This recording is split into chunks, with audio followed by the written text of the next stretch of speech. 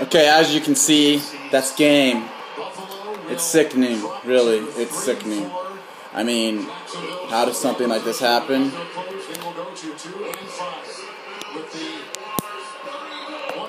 Basically, first of all, we're going quarter by quarter. First 2 quarters are going to be quick because that was all Jacksonville. Second of all, I want to talk about this last play. I mean, are you kidding me? It is 4th down and 1. First of all, EJ fumbled on the 3rd and 1. Yeah, luckily for that play call. He was down, looked like the right call. But thank God for the bad play call. Coming up next. Yeah, if you're a Jacksonville fan.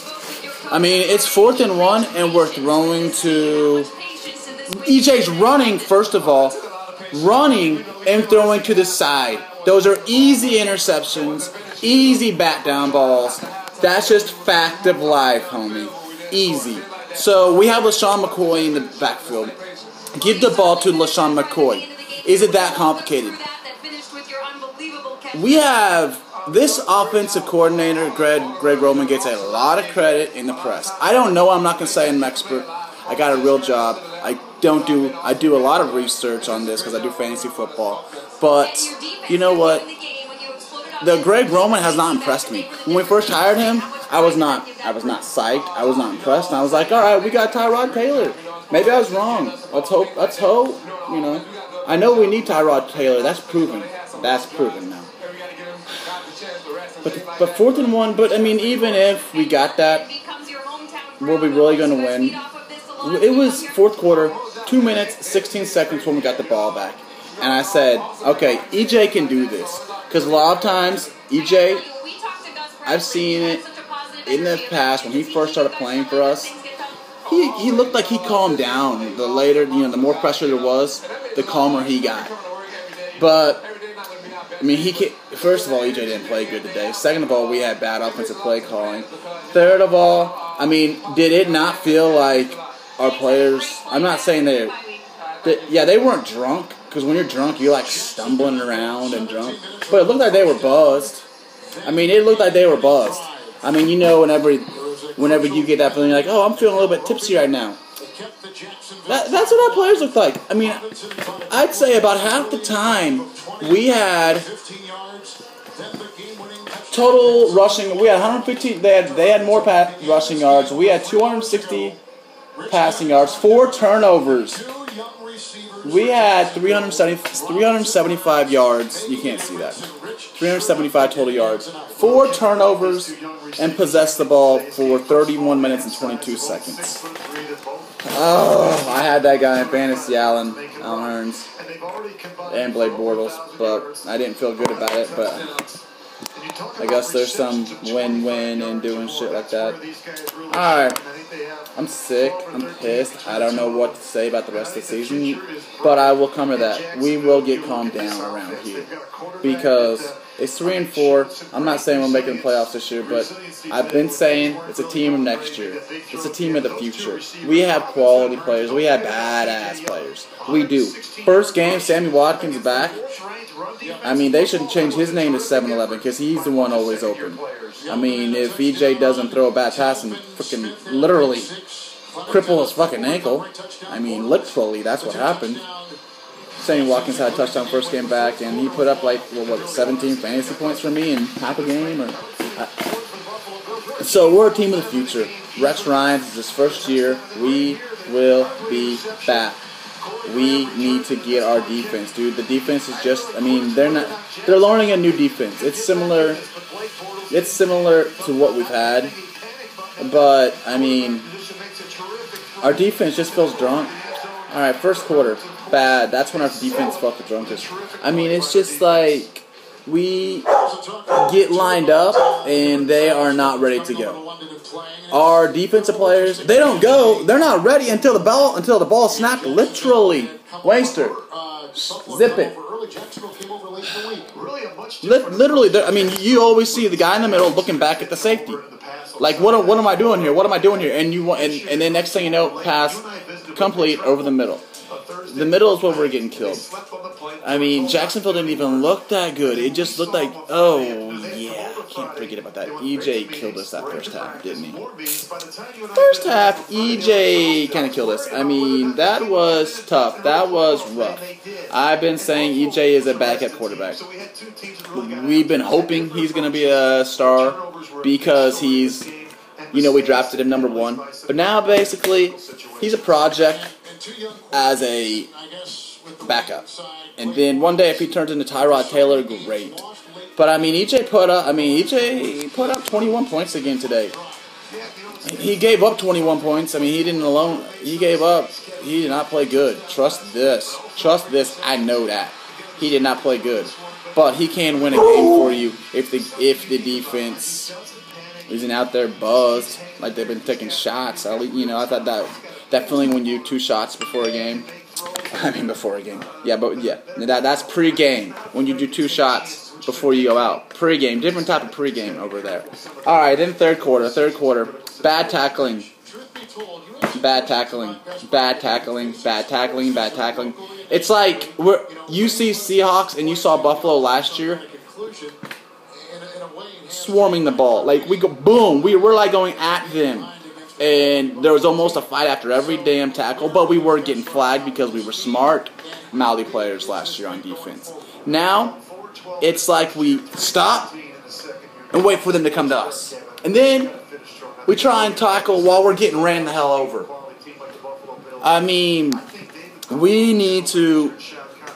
I mean, Rex, you know, this is a Rex issue. We need to get better on tackling. Tackling is bad. You don't wait for him to get there. The guy behind you, better have you go after the guy and tackle him and wrap up. Wrap up. That tackling is horrid, putrid. And then third quarter is when good EJ showed up. Remember, that was after at Jacksonville's 7-minute long drive that ended with a 4th and 1 on the 1-yard line, where our defense finally started to show up in the second half, and we stopped him. Then bad EJ went away for a little while, quite a while. Good EJ showed up. Good EJ shows up with a fucking, I'm not gonna say a cape. I'm gonna say he shows up with his cleats on. You know, good EJ shows up with his cleats on at least. So we end up making a comeback. So it's I don't know I can't, you know, I don't have the exact stats. This is immediate post game, but it was it 27-3? It couldn't have been at halftime, could it? Tell me, well, whatever. We ended up coming back. Good EJ showed up. We get touchdowns. Marcus Easley, baby. The man is a beast on special teams. And he catches our touchdown. That was EJ can throw that ball. He can throw that deep ball like that.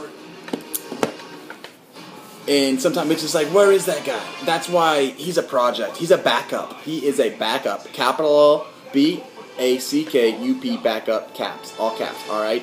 And if in 5 years he's good, fine. But he's backup material. He's backup material. He is. He's backup material. You cannot tell me he's not backup material. I mean, I was thinking he did almost lose the damn game for us today. But, I mean, how many backups in this league go out there without Sammy Watkins, without Percy Harvin, our BA running back, Carlos Williams?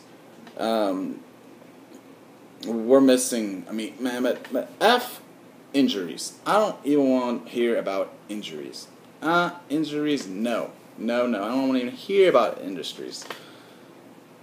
You know, and it's frustrating, and this is when it gets into the fourth quarter.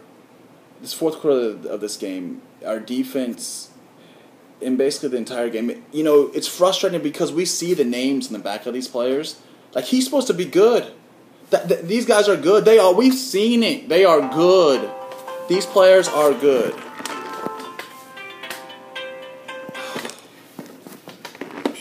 Sure, that's my brother opening up his mouth, you know, because this loss, of course. But, so that's what's so frustrating. We've seen these players be good. But whenever they go out there, like, we see the name on their jerseys, and we know they're good, and then they don't play good. They go out there like they've been pre-gaming the wrong way. They had 2 shots before the game started. They don't really ever know what's going on until the damn ball snapped. And then, I mean, that's when I noticed. Actually, I noticed a long time ago because I put Charles Clay in there as, my fantasy team because I figured who else do we got for EJ to throw to besides Charles Clay? So I put him in there. And where was Charles Clay? I mean, I noticed it when he wasn't getting any passes, but he shows up. It was an important drive too. It was at 2nd and 10. He drops a 14-yard pass. Next play, that's when EJ fumbled the ball. I mean, we're just not a complete team. We're a team. We're just not a complete team. We have not been. I feel like we have not been pieced together like we need to be. I mean, we need to be pieced together better. I mean, that's coaching. That's coaching. In the 4th quarter, let's just get sick. Let's just get sick right now. No. We can't get sick yet. We gotta wait to get sick because good things happen in the 4th quarter. We came back. We ended up, what was it, 27-24. We come back within 3. Blake Bortles throws a pick 6. Pick 6. And I was loving it, baby. Loving it. Was it to Corey Graham? If you want a good fantasy player, check out Corey Graham for defense. That man is good. I think he's a number 2. I mean, I got Indianapolis's all-tackling machine, dude. But the guy I used to keep, and I had to put him on my beach, is Corey Graham, dude. He is good. And he had a pick 6 today. So that put us up 31-27. By 4 points. By 4 points. All we needed was to stop them from scoring a touchdown. And then, don't even think about it, Brandon. Don't even think about it. Okay? Okay. Have to talk about that play. I don't talk about flags unless, because we deserve every fucking flag we get. But 3rd and 15. 3rd and 15. 2 minutes left. We're at 2.5 minutes left, and we stopped them. He was going after the ball. He was behind the player, did not run through the player. He was going after the ball. Got called for pass interference. Makes me sick. Because we had the game right there. Right there. The game was right there. Game. I called game right there. That was game. That's when you say I call game. Oh, flag. And then you see replay. No. That's not that. No. Sorry. First down, Buffalo. You have the curse of the flag on you, so you got to go out of your way to not get a flag, which he did. He went for the ball. But still, that didn't lose the game for us. I mean, it put us in a position to where we eventually did lose. We could have closed it out, but it did put us in the position where we could lose. And where we did lose. And then they went down there, threw a BA pass to Allen Hurns, who I have in fantasy, with Blake Bortles. Did not expect it to be this day. I was not hoping that. I was hoping they'd do bad today. I don't even know what Hurns' points are yet. And then, all right, so they're up. They're up by 3 points. And there's 2:16 left. And this is when I said, EJ can do this. We can do this. We got LaShawn McCoy. We got 2 minutes and a 2-minute warning and 3 timeouts. We got 4 timeouts with a 2-minute warning. And then bad play calling. We have, first of all, 3rd and 1. I love the quarterback sneak, but EJ needs to be taught how to do it. When you see Tom Brady do it, his head is forward. His eyes are looking forward, like looking for a hole to go through. His eyeballs are forward. EJ's are kind of like, his head's like, he's kind of like going in like this. Brady goes in like this. EJ goes in like this or like this. And I'm going to backpedal my way in for that 1 yard. No, you got 1 yard. You get low. On top, you get behind the guy. And you squeeze in for the 1 yard. You're 6'5", 500 pounds, dude. Do it. You're obviously not, you don't seem to be as fast as I thought you were, so you must weigh quite a bit. All right, it's game, people, but it's not over. Is this season over? We're 3-4. We lost to Jacksonville. That was supposed to be an easy win. I mean, it depends how good Tyrod Taylor is, really.